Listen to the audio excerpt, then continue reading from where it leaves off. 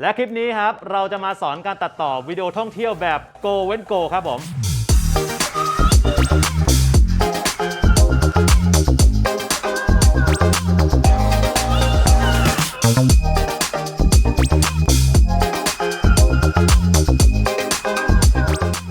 ครับผมสวัสดีครับทุกคนนะครับแล้ววันนี้นะครับเราจะมาทำคลิปอย่างที่บอกไปนะครับสอนวิธีการตัดต่อวิดีโอวอล์กสไตล์ Go Wen Go นะครับซึ่งวันนี้ครับผมอยู่กับมือตัดต่อมือฉมังใครๆเขาก็เรียกเขาว่าพ่อมดแห่งวงการตัดต่อเมืองไทยอันนี้คือคุณออมนะครับสวัสดีครับเดี๋ยววันนี้นะฮะเราจะมาสอนตัดต่อกันนะครับซึ่งแน่นอนครับคุณออมก่อนตัดต่อวันนี้เราก็จะใช้โน้ตบุ๊กที่ครบครันที่สุดนะครับนั่นคือ HP Spectre X360 14 เครื่องนี้นี่เองที่เราจะมาใช้เครื่องนี้ในการตัดต่อด้วยเพราะว่า1เนี่ยเป็นคอมที่เรียกได้ว่าแรงมากหมายถึงคอมกลิ่นพี่เนี่ยเป็นคอมที่แรงมาก2คือเครื่องมันเล็กมันสามารถพกพาสะดวกนะครับสามารถพกไปที่ไหนมาไหนก็ได้นะครับแล้วก็ที่สำคัญเลยมันเป็นคอมที่ออกแบบมาสำหรับครีเอเตอร์นี่ก็คือเป็นคอมรุ่นใหม่ที่เราจะมารีวิวกันในวันนี้นั่นเองนะครับต้องบอกก่อนว่าคลิปนี้นะครับจะเหมาะกับคนที่พอมีความรู้เรื่องตัดต่ออยู่บ้างแต่อยากได้เทคนิคหรือเราเรียกว่า workflow ซึ่งอาจจะไม่ได้ถูกต้อง 100% เพราะเราจะใช้วิธีการที่เราทำงานกันจริงๆนะครับเพราะนั้นเดี๋ยวเราไปดูกันครับและนี่คือขั้นตอนที่1ในการตัดต่อครับขั้นตอนแรกครับคือการเตรียมวัตถุดิบนะครับซึ่งการเตรียมวัตถุดิบของการตัดต่อนี่ก็คือฟุตเทจวิดีโอมีอะไรอย่างเงี้ยมีซาวด์เอฟเฟกต์เพลงประกอบครับผมหลายๆอย่างครับประมาณหลายๆอย่างนะฮะขั้นตอนแรกครับเราจะไปทำการคัดมาก่อนก็ได้ครับคัดเสร็จปุ๊บสิ่งสำคัญที่ต้องทำเลยคือการ Import เข้าไปในตัวคอมพิวเตอร์ของเรานะครับคือเครื่องนี้เนี่ยก็จะมีเขาเรียกว่าพอร์ต Thunderbolt นะครับ Thunderbolt 3นะครับถ้าคนรู้จักเนี่ยจะรู้อยู่แล้วว่ามันเป็นพอร์ตที่สามารถโอนถ่ายข้อมูลได้รวดเร็วมากนะครับหรือแม้แต่นี่ครับเขามี USB Port Hub ฟังเสียงให้ดีๆนะครับ USB Port Hub นะมีตั้งแต่แบบเนี่ย USB ปกติ USB 3 HDMI ก็คืออันเดียวครบนะครับเราไปเสียบที่ช่อง USB-C ได้เลยนะฮะก็สามารถที่จะทำงานได้เพราะนั้นเดี๋ยวตอนแรกครับเริ่มจากการ Import ก่อนครับคือจริงๆเนี่ยเวลาเราตัดต่อนะครับทีมเราจะแยกอย่างนี้ก่อนคือมันจะมีตัวเนื้อเรื่องเนื้อหาต่างๆนะครับก็จะไว้โฟลเดอร์หนึ่งนี่คือเมนเนื้อเรื่องก็จะทำการดูแล้วก็เลือกเอาว่าจะใช้อันไหนบ้างถูกไหมส่วนอีกอันนึงครับคือฟุตเทจที่เป็น Insert Insert ก็คือวิดีโอฟุตเทจที่เราถ่ายแบบวิวสวยๆใช่ครับแอคชั่นบางอย่างซึ่งมันไม่ต้องพูดไม่มีเสียงพูดเลยครับบางทีเนี่ยผมอาจจะนั่งพูดอย่างนี้อยู่แต่ว่าภาพอาจจะตัดซึ่งอันนี้ภาพตัดอยู่นะฮะใช่ภาพตัดไปตรงอื่นอยู่หลับไปแล้วครับเพราะว่าดื่มเยอะอะไรครับเนี่ยมีเสียงเดิมแต่ภาพตัดไปตรงวิดีโอฟุตเทจตรงอื่นเพื่อไม่ให้น่าเบื่อใช่คลิปน่าเบื่อเกินไปอันนั้นก็คือเป็น insert นะครับอาจจะมีแยกโฟลเดอร์เป็นเพลงที่เราคัดไว้ใช่ครับซึ่งเพลงนี้ก็จะเป็นเพลงที่เราเลือกว่ามันเหมาะกับวิดีโอตัวนี้แล้วก็ถ้าเป็นวอล์กเนี่ยส่วนใหญ่เขาจะมีพวก sound effect ครับผมมาประกอบให้เกิดว่าช่วยเล่าเรื่องนะครับให้คลิปไม่จืดเกินไปโอเคครับเราทำการ import เสร็จแล้วนะครับเมื่อกี้เร็วไหมฮะเร็วมากแบบว่าไม่เคยเห็นแบบเร็วเท่านี้มาก่อนเฮ้ยจริงๆครับเพราะว่าอันนี้พูดจริงพูดจริงครับทำไมเหมือนเล่นละครนะปกติผมใช้โน้ตบุ๊กที่บ้านเนี่ยก็คือต่างกันมาไม่ได้เป็นแบบนี้นะครับคือใช้เวลาใช่อันนี้แบบตดยังไม่ทันหายหอมครับหายเหม็นครับผมนะครับและนี่ครับคือ HP นะครับ Spectre X360 14นะฮะขั้นตอนต่อมาครับนี่คือขั้นตอนประกอบอาหารครับถ้าเปรียบเทียบการทำอาหารช่วงนี้คือการแบบหั่นผักซอยเนื้อใช่ซอยเนื้อซอยผักครับผมนะฮะเนื้อสัตว์นะครับผมเขาคิดอย่างนั้นอยู่แล้ว ไม่ต้องอธิบายเพิ่มตัดต่อเนี่ยเราก็จะเริ่มทำการนะครับดึงฟุตเทจนะครับต่างๆเนี่ยมาเริ่มตัดกันซึ่งโปรแกรมที่เราใช้ตอนนี้นะครับนั่นคือโปรแกรม Adobe Premiere Pro นะครับเป็นโปรแกรมที่นักตัดต่อนะครับส่วนใหญ่เลือกใช้กันพอเราได้เป็นตัวฟุตเทจใช่ไหมเราแยกมาหมดแล้วใช่ครับเราก็จะเริ่มเอามาเรียงในเขาเรียกว่าเอามาเรียงในไหนซีเควนซ์ใช่ซีเควนซ์ในPremiere Pro ครับผมครับซีเควนซ์นี่ก็คือเหมือนหน้ากระดาษที่เราจะใช้ไว้เขียนงานหรือทำงานอะไรประมาณนี้ครับก็คืออย่างถ้าเป็นวิดีโอก็ไว้ใช้ตัดหรืออะไรประมาณนี้ครับผมชั้นบนเนี่ยนะครับคือวิดีโอใช่เป็นวิดีโอชั้นล่างจะเป็นเสียงแล้วมันก็จะมีหลายเลเยอร์เราสามารถเพิ่มได้เรื่อยๆคล้ายๆกับPhotoshop ไอตอนตัดต่อเนี่ยครับสิ่งสำคัญที่สุดเลยเราจะตัดได้ลื่นไม่ลื่นคล่องไม่คล่องทำงานง่ายไม่ง่ายตรงนี้อยู่ที่สเปคเครื่องนะครับแต่ว่าต้องบอกก่อนครับว่า HP ของเราพูดอยู่แล้วสเปคเครื่องต้อง Spectre X360 14 ชิปของเขาเนี่ยเป็น Core i5 แรม16 g b ความจุใน SSD 512 g b การ์ดจอเนี่ยนะครับเป็น Intel Iris Xe Graphics เพราะว่าอย่างขั้นตอนในการทำงานเนี่ยบางทีมันจะต้องมีเรื่องของการปรับสีซึ่งตัวนี้นะครับก็ใช้เป็นหน้าจอนะครับเขาเรียกว่า Ultra HD 4K นะครับเป็นจอแบบ OLED คมชัดแล้วก็สามารถดูดีเทลต่างๆได้ให้สีนะครับที่ตรงเพราะว่าสำคัญมากเรื่องสีนี่คือ ถ้ามันเพี้ยนไปเราปรับมาอีกแบบหนึ่งพอมันงานเราออกไปแล้วเนี่ยครับมันอาจจะไม่ได้ตรงที่เราต้องการนั่นแหละฮะอันนั้นก็เลยเป็นส่วนสำคัญนะครับที่เราจะต้องเตรียมไว้ให้พร้อมแล้วก็มันยังมีส่วนอื่นอีกไม่ว่าจะเป็นนี่ฮะเขามีปากกามาให้บางครั้งมันจะมีแบบทำกราฟิกใช่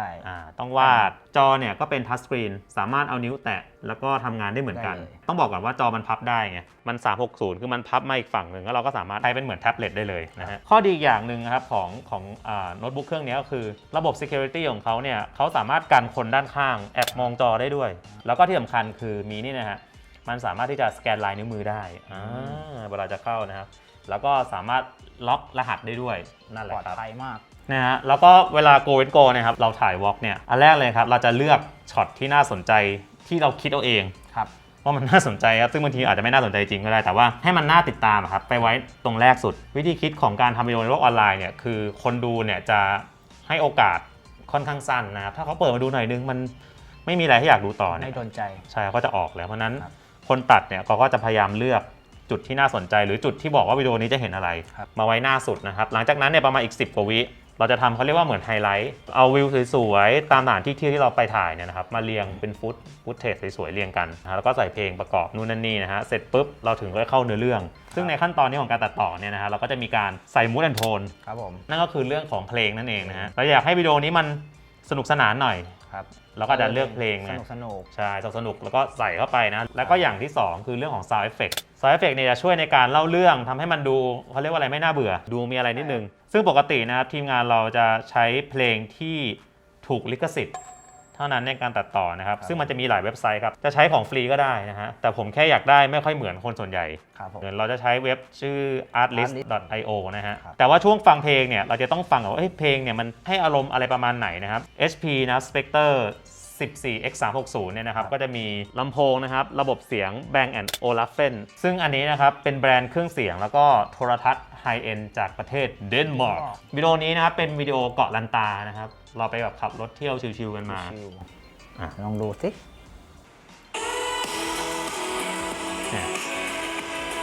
แล้วเป็นโดนวินอันนี้มันจะดูเหมือนแบบว่าประจนภัยยิ่งใหญ่สดใสแล้วก็มีความอินสปิเรชันอยู่อันนี้ก็เป็นช่วงของการดีไซน์เสียงนะครับตอนนี้ออมเขากำลังแบบว่าเรากำลังช่วยกันเลือกเพลงนะครับมาใส่ประกอบแต่ช่วงตัวไฮไลท์นะครับแล้วก็ตอนพูดแล้วเดี๋ยวเราจะเริ่มทำการใส่ Sound Effect ไปซึ่งปกติเนี่ย Sound Effect เนี่ยเราจะไม่ชอบใส่เยอะนะเพราะว่าเราไม่ได้เป็นรายการวาไรตี้ของเราจะใส่แค่บางจุดช่วยเล่าเรื่องขึ้นอะไรเงี้ยหรือว่าตบมุกอะไรเงี้ยเวลาเล่นตลกอะไรเงี้ยขั้นตอนถัดมานะครับหลังอันนี้เป็นช่วงของการปรุงรสอยู่อีกอันนึงนะครับที่เป็นการปรุงรสเลยคือการ color grading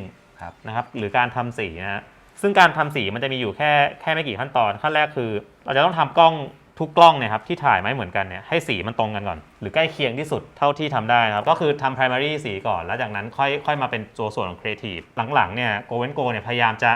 แต่งสีให้มันใกล้เคียงกับของจริงแต่ว่าเพิ่ม mood and tone เข้าไปนิดหน่อยพอคนดูเนี่ยจะได้เห็นว่าอ๋อของจริงมันประมาณนี้ใช่เพราะฉะนั้นสีมันจะต้องใกล้เคียงกับความเป็นจริงพอสมควรเราจะใส่ adjustment layer ครับทับไปข้างบนแล้วค่อยไปใส่สีเหมือนฟิลเตอร์อันนี้ก็เหมือนกันครับเราก็จะเหมือนจะทำ adjustment layer ขึ้นมาแล้วก็ครอบไปข้างบนถ้าใครไม่ถนัดแต่งเองจริงทุกวันนี้มันจะมีเขาเรียกว่าLUT มาใส่ให้แต่ว่าอาจจะปรับระดับความเข้มให้มันน้อยหน่อยไม่งั้นสีมันจะเวอร์ไปใช่เราก็จะมีตัวร้านของเรานะครับเป็นแบบ Go and Go แล้วก็เลือกเปอร์เซ็นต์ว่าเราจะให้มันสีมันประมาณไหนถ้าเราใส่เยอะมันก็จะเพี้ยนได้อันนี้ไม่ใส่นะครับไม่ใส่จะดูจืดๆหน่อยใช่มีสีพอใส่ปุ๊บเนี่ยฮะคอนทราสต์ต่างๆเนี่ยจะมาแล้วสีจะเข้มขึ้นแต่อยากให้ทุกคนสังเกตครับว่าเวลาเราใส่เนี่ยเราเห็นไหมครับว่าสียังเหมือนของเดิมเพราะว่าเรายังต้องการให้มันมีความเป็นธรรมชาติของจริงอยู่และขั้นตอนสุดท้ายของการตัดต่อของเรานะครับนั่นก็คือการเขาเรียกว่าจัดจานพร้อมเสิร์ฟก็เหมือนกันนะฮะจัดจานคือขั้นตอนของการ Export จริงๆแล้วการ Export สำคัญมากนะครับเพราะว่า เราต้องดูว่าเรา Export งานของเราเนี่ยไปใช้ในอะไร อย่างตอนนี้ของเราจะใช้ในช่องทางออนไลน์ ปกติมันก็จะมีเป็น preset ให้เลือกอยู่แล้วใช่ไหมปกติ format เราจะใช้เป็น H264 นะครับ preset มันจะมีให้เลือกเยอะมากลองกดนิดนึงครับนี่ฮะมันจะมีเนี่ย match source high bitrate คือ bitrate ยิ่งสูงเนี่ยตัววิดีโอยิ่งกินเนื้อที่เยอะ แล้วก็ยิ่ง Export ช้านะครับแต่ว่าไฟล์ที่ได้คุณภาพดีเทลมันจะละเอียดสูงสังเกตง่ายๆคือเวลาเราแต่ส่วนใหญ่เราชอบบิตเรทสูงๆกันนะครับของพวกเราก็อาจจะแบบเนี่ยเลือกติ๊ก use maximum render quality นะครับมันจะเริ่มคัสตอมแล้วก็ทำการ export แต่ว่าถ้าอย่างเงี้ยครับถ้าโน้ตบุ๊กของเราที่ทำงานเนี่ยสเปคมันแรงข้อดีเลยก็คือมันจะทำให้ export เร็วขึ้นนะครับ export ไฟล์เสร็จแล้วนะครับเดี๋ยวตอนนี้ครับเราจะไปดูกันครับวิดีโอ30 วิคลิปลันตานี่คือคลิปที่จะใช้ออนจริงๆด้วยนะครับขอเชิญพบกับ30 วิที่เกาะลันตาครับเดี๋ยวเราไปดูครับว่าเกาะลันตานี่คือหนึ่งในเกาะของจังหวัดกระบี่นะครับที่อยู่ในทะเลอันดามัน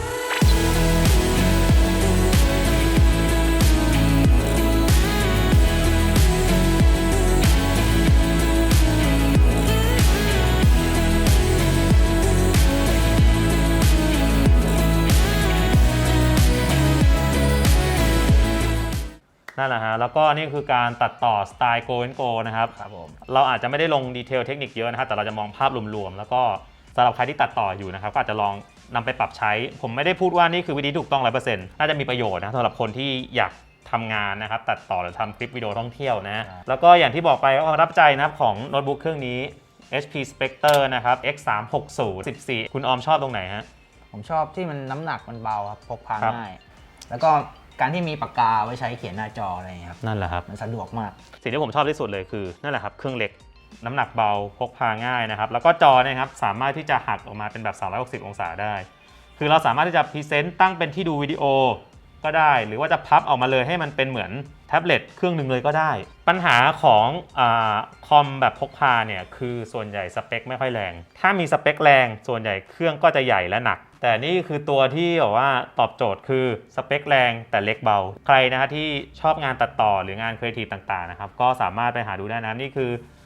HP Spectre นะครับ X360 14นะครับผมและนี่ก็คือสไตล์การตัดต่อแบบ Go and Go ครับผมแล้วก็ถ้าเกิดใครนะครับชอบคลิปนี้นะครับอย่าลืมนะครับกดไลค์กดแชร์กด Subscribe แล้วอย่าลืมกดกระดิ่งกันด้วยนะครับครับผมวันนี้ไปแล้วครับขอบคุณครับบ๊ายบาย